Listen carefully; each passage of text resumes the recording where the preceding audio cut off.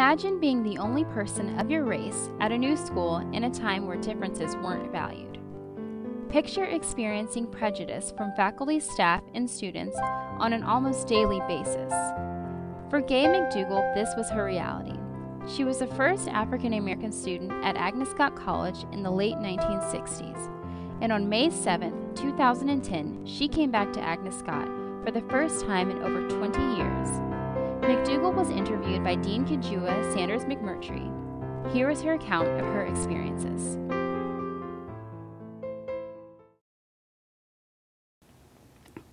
As part of the, I would call it the, civil rights campaigns that were going on in the city, one little effort was a focus on Agnes Scott College.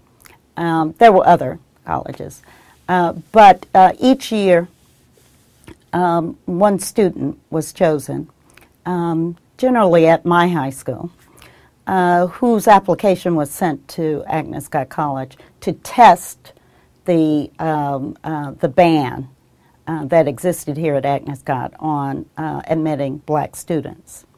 And I have to say that I wasn't fully involved or aware of what the thinking and the process was. I was just one day told that this was my year. I knew the student who was in the class before me and the class before that. And generally, the applications were sent over and they were rejected. And so I guess when I was told that mine was going, the year that I was a senior in high school, I said okay and proceeded with what my other plans were and didn't quite think seriously about it because, okay, in the past it didn't happen. And it happened, my year. I had been drafted, and it was for the community. It was for all of us. And I was certainly happy to have been given a special role to play, I suppose. I did have my sights on some other schools, in the north, but this seemed to be an important thing to do, so I said okay. Well, I think they thought that it was important and impressive, and it was sort of like an honor that I was chosen by the community to be sent here. And it was announced at the graduation with, oohs and ahs and the, the audience at the high school graduation. Of course, at that point I was actually, frankly, more excited about going to the Soviet Union for the summer, and that's what my mind was on. My mother was, I think, also very, what would I say? I had a sense of determination and commitment to my doing this and to helping me do it. From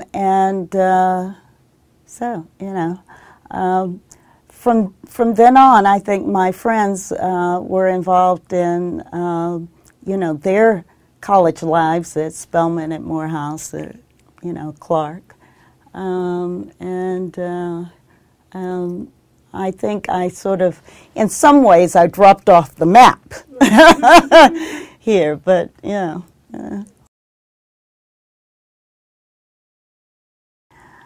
Well, let me say that I got hate mail. I can't say who it came from. I got hate mail. About 2 weeks before, maybe 3 weeks, I can't remember exactly, but just before school was open and freshmen were to come, first-year students were to come, my mother and I were called over here to the campus to meet with President Alston. And I'm sure he said a number of things. The thing that I remember most was that he told us that certainly that the tradition here was that first-year students shared rooms, had roommates, but that, of course, we would understand that they couldn't allow any of their white students to room with a colored girl. So I would be in a single room. And I think that that was the first time, that and the hate mail was when it hit me that this was going to be maybe an ordeal. I'm not sure that I had thought through every aspect of what it was going to mean before then.